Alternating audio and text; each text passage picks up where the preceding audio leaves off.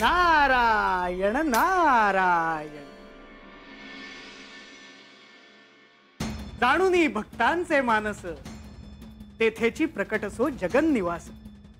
सर्व काळ भक्त कार्यास, स्वांगे उडी घालतस। सदा शिव ही अक्षरेचारी, सदा उच्चारे ज्याची वैखरी। तो परम पावन संसारी, होऊनी तारी इतराते। तेव्हा सगळीकडे आपल्या विवाहाच्या वार्तेने आनंद साजरा होत असताना आपल्याला मात्र पुन्हा एकदा युद्धासाठी सज्ज व्हावे लागणार। भक्तांसाठी पुन्हा एकदा आपल्याला धावून जावे लागणार असे दिसते। मुनिवर, शुभानंतर अशुभ आणि अशुभानंतर शुभ हा खेळ अनंत काळापासून चालत आलेला आहे। तो असा चालतच राहणार। देवा, मणिमल्लाच्या वधानंतर मल्लासुराचा ज्येष्ठ पुत्र कुंभक सुडाग्नीने जळतोय। त्याचा आकांत म्हणजे धरणीला सुद्धा कंप आणणार। आपल्या पित्याच्या मृत्यूचा सूड घेण्याचा जणू त्याने प्रणच केलाय। मुनिवर, आपल्याला योग्य वार्ता समजली आहे।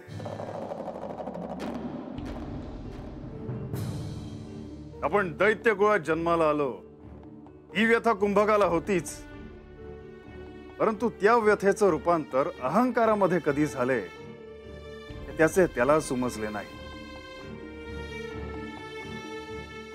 दुर्दैवाची गोष्ट म्हणजे त्याला या अहंकारापासून जागृत करायला त्याच्या आसपासही कोणी नाही। असे कसे देवा? दैत्यांचे गुरु शुक्राचार्य हे देखील या वेळेला मौन का आहे? कुंभकाला समज देणे हे त्यांचे देखील आद्य कार्य नव्हे काय? शुक्राचार्य जे तत्व संपूर्ण दैत्यकुळाला समजावून सांगायचा प्रयत्न करत आलेत, याच ताग्यात कोणत्याच दैत्याला उमजले नाही। तर मग आपण कुंभकाकडनं तशी अपेक्षा कशी ठेवणार? नारायण नारायण। पण मुनिवर, जर शुक्राचार्यांनी ठरवले तर ते कुंभकाला योग्य मार्गावर आणू शकतात।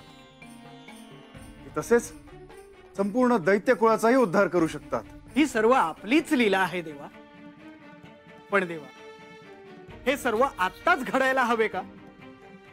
आत्ता कुठे आपल्या विवाहाची बोलणी संपन्न होत आहेत आणि आत्ताच त्यातच या कुंभकाची वार्ता कानावर यावी?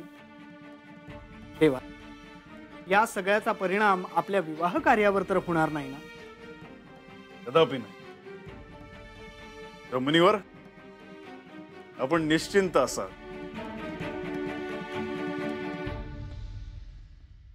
विवाहानंतर माणसाच्या आयुष्यात कोणती समस्या उद्भवणार आहे याबद्दल काहीही बोलण्यास महाशास्त्रींनी असमर्थता दर्शवली। काय करावे काहीच कळत नाहीये। कधी कधी माझ्याच पोटी जन्मलेल्या मुलीचं कोडं मलाच उमगू नये ह्याचं आश्चर्य वाटतं मला।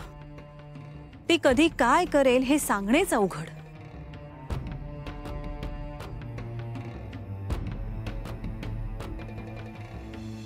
जेजुरीच्या वेशीवर जेव्हा तिने जेजुरीत पाऊल ठेवणार नाही अशी अट घातली, तेव्हा अक्षरशः माझ्या पायाखालची जमीनच सरकली। तीच गोष्ट राजप्रासादातही झाली। खंडेराय आणि समस्त मान्यवर राजप्रासादात उपस्थित असताना सर्वांसमक्ष माळसा तिची खूनगाठ पटवून देण्याबद्दल बोलती झाली। तिच्या चेहऱ्यावर हा आत्मविश्वास येतो कोठून? तिला हे सारं करण्याचं बळ कोठून मिळतं? कधी कधी तिच्या या वागण्याचं मला भय वाटतं। मायानंदा, कोणतीही गोष्ट कारणाशिवाय घडत नाही हे ध्यानात ठेवा। खरं तर खंडेराय जिचे पती असणार, तिच्या आयुष्यात विवाहानंतर कसली समस्या असणार आहे? ह्या सर्व त्याच्याच लीला आहे।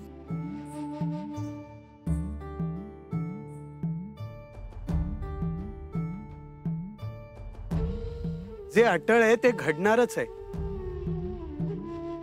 आपण केवळ कणखर मनानं त्याला सामोरं जायला हवं। हे सर्व जरी खरे असले तरी विवाह उपरांत तिच्या आयुष्यात कोणत्या समस्या उद्भवणार आहे या गोष्टीनं मन काही स्थिर राहत नाही ही वस्तुस्थिती आहे. मला असे वाटते की तुर्तास तरी या सर्व बाबी बाजूला सारून म्हाळसा आणि खंडेराय यांच्या विवाह कार्यावर आपल्याला लक्ष केंद्रित करायला हवं.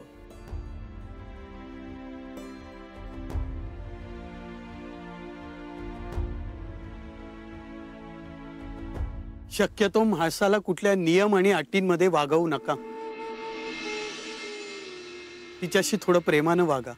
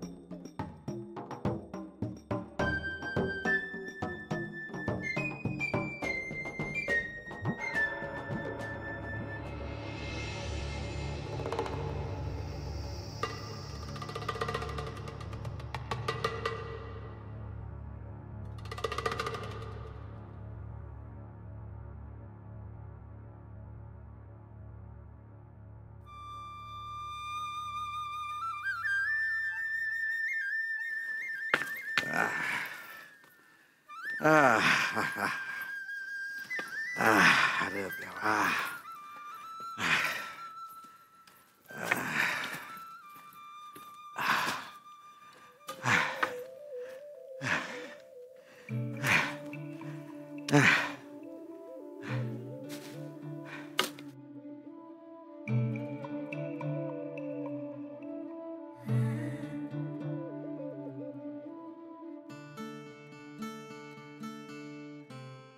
आजा, बानू बघ कशी झोपलिया. बानू, बानू, अय बानू.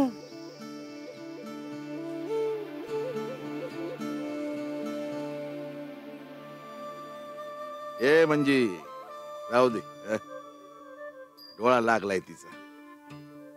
दमली असेल बिचारी. आजा, एक बोलायचं होतं. तू म्हणलास ना व की बानू संगा जरा बोलून घे. आजकाल जेव्हा बघावं तेव्हा नुसतं पूजा, महाराज आणि व्रत हेच चालू असतं. नाही, मी बोलले तिच्याशी, पर तिला बी तुझी काळजी वाटते राजा. आज पतूर कधी तुला विचारल्याशिवाय पाड्यापार गेली हाय का ती? का वंगाळ वागली? हा, हे मला बी ठाव आहे म्हणजे. तर तिची काळजी वाटते मला. पाड्यावरचे लोक तिला देव माणूस करायला लागलेत. त्यांना काय वाटतं, त्यांच्या मनात काय हाय हे काय समजत नाही भाई मला. आणि आता ती महाराजांचं व्रत ते बी करायचं म्हणती. अरे पण हे म्हणजे ही फार साधी गोष्ट नाही. माणसाच्या मनाचा थांग काय लागत नाही. ती बानू चार चौघांचं ऐकून ते महाराजांचं व्रत करून स्वतःला देव माणूस समजायला लागली म्हणजे. अगं मग मी काय करू सांग की. तू पण ना आजा. अरे तुझी गोष्ट आणि तू पर कुठं घेऊन पोचलास? आपण ओळखीत नाही बाय बानूला. असं चार चौघांचं ऐकून काय बी करल वय ती. आणि तुला विचारल्याशिवाय तर काय बी करणार नाही. तू पण उगाच नसते विचार नका करूस. आणि ती तिचं काम सांभाळून करते ना व हे समज. मग झालं तर हे बघ, माझं एकच म्हणणं आहे. तू उगाच तिला ते महाराज, पूजा, व्रत यावरनं बोलत जाऊ नगस. हा,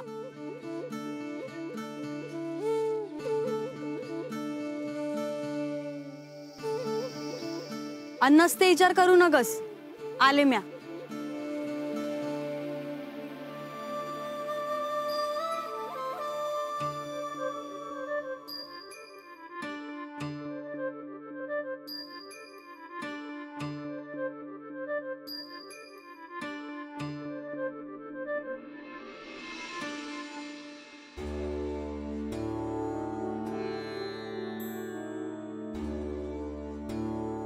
इतकं प्रेम करतेस महादेवांवर आणि मलाच सांगायला इतका विलंब केलास? क्षमा असावी.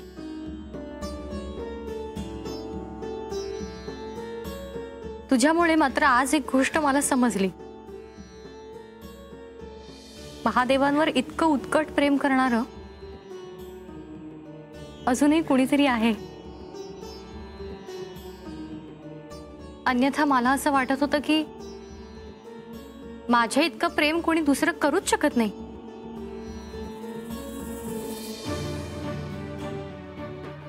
पण तू माझा समज खोटा ठरवलास जयात्री. आपल्या दुःखाला मी कारणीभूत आहे हे शल्य मला आयुष्यभर सलत राहील.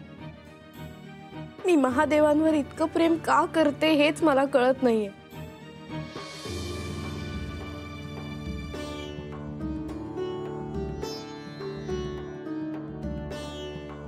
महादेव आता तुझ्यापासून फार दूर नाहीत.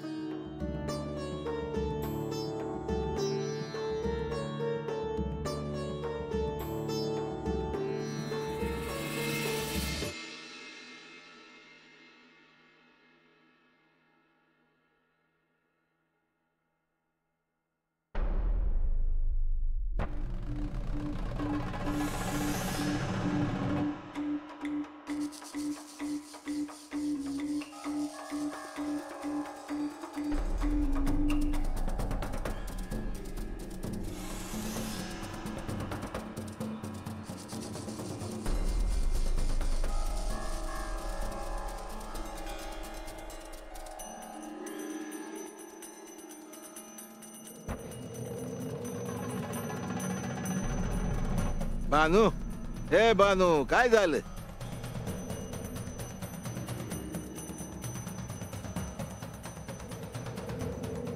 हे बानू, हे बानू, अरे काय झालं? काय नाही. आता निघायला हवं हा? वाटत परत थांबायचंय भाकर खायला आणि तीच मावळायच्या आधी परत पाडर पोचायचंय. हा आजा, पुढं वाटत जाऊन थांबण्यापरीस हितच खाऊ की मग जाऊ पुढं. असं म्हणतीस? बर, विचार तिला. बानू, ए बानू, अगं चालेल का? हात खायचं का पुढे जाऊन खायचं? हातच खाऊ की. परत कसाला थांबाया हवं? बर,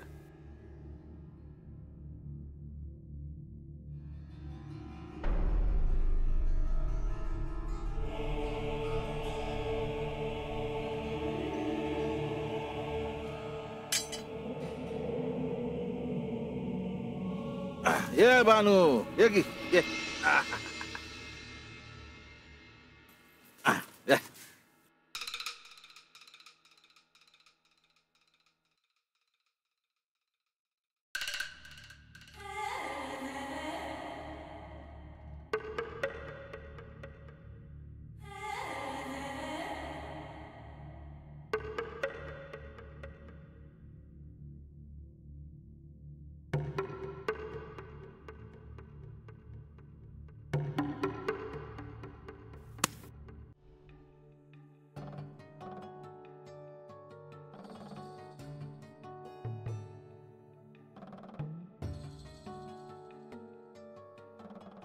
मायसा, चला आता पुरे झाले.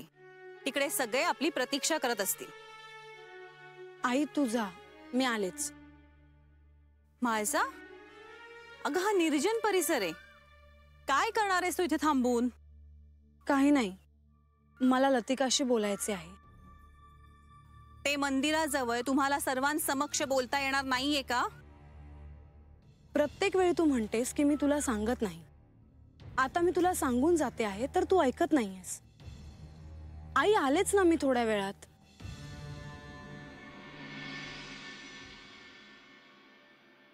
लतिका, तू हिच्या सोबत राहा. वेळी अवेळी शोधाशोध करायला लावू नका आणि जे काही बोलायचे आहे ते लवकर आटपा.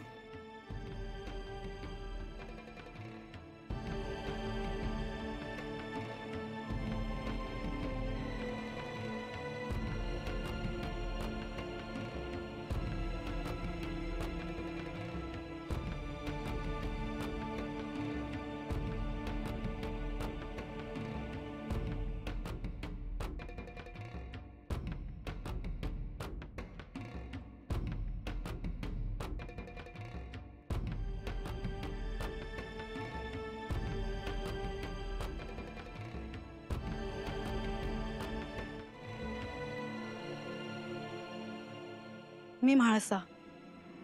येथे उपस्थित असलेल्या सर्वांना माझा आदरपूर्वक नमस्कार. अनुमतीशिवाय मी बोलत आहे, याबद्दल क्षमा असावी.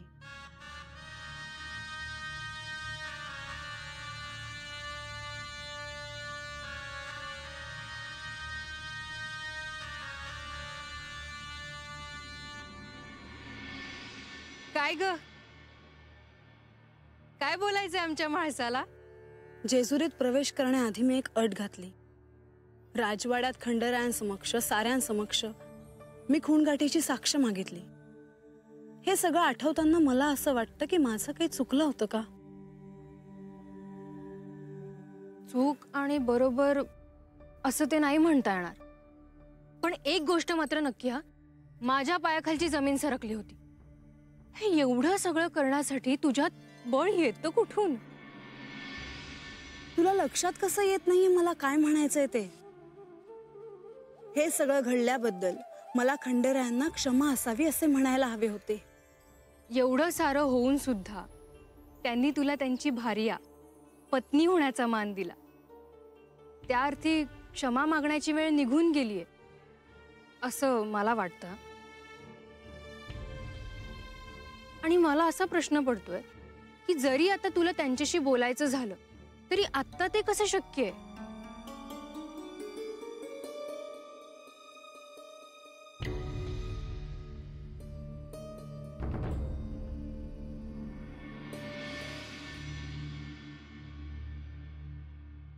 लतिका, तू हो पुढे, मी आलेच. काय? अगं अक्का मला काय म्हणतील याचा विचार केलायस का तू? त्यांनी मला विचारलं की म्हाळसाला सोडून का आलीस, तर काय उत्तर द्यायचं मी? इतकं नाही करणार तू माझ्यासाठी?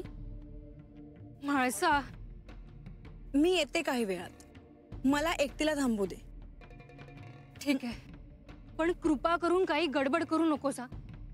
कधी कधी मला तुझी खूप भीती वाटते. लतिका, ठीक आहे, पण लवकर ये. हा,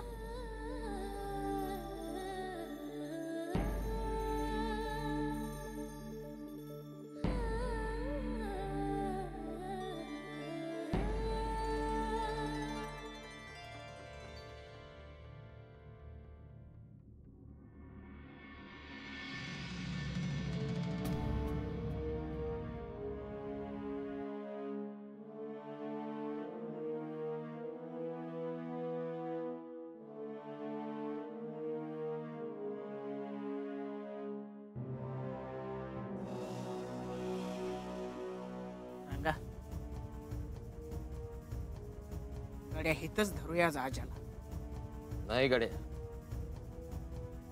या अजाला तर मी चांगलाच इंगा दावणार आहे, पण आता नाही. अरे पण हीच येळ बराबर आहे, कुणाला काय बी कळणार नाही. हे गड्या, लगा दम खा की जरा. नाही म्हणलं तरी आजूबाजूला वस्ती आहे, वाईच पुढे जाऊ दे की. या अजाला असा सोडतोय मी. म्हणजे त्याला संपवायचं हे पक्क ना? आणि म्हणजे काय, आपण पाड्यावर जायच्या आत आजाचा समदा कारभार संपवतो का नाही बघ. माझा गाळा धरतोय. एकदा का आजाला संपवला का नाही, मग झालंच म्हणून समज. काय ती का सांगाय पाहिजे वैर? आजाला मारायचा आणि हितच गाडायचा जंगलात. एकदा का त्यो मी आला का बानूच्या माझ्या मध्ये दुसरं कोण येतंय रे? लगा का बस की. नाही पण रंगा, तू म्हणतोयस ते बरोबर आहे रंगा. तुझ्या आणि बानूच्या मधला तो काटा आजाचा आहे बघ. अरे त्या दिवशी जेजुरीला जायचं म्हणल्यावर किती खुश झाली ती बानू. की त्यालाच ठेचायचं आहे.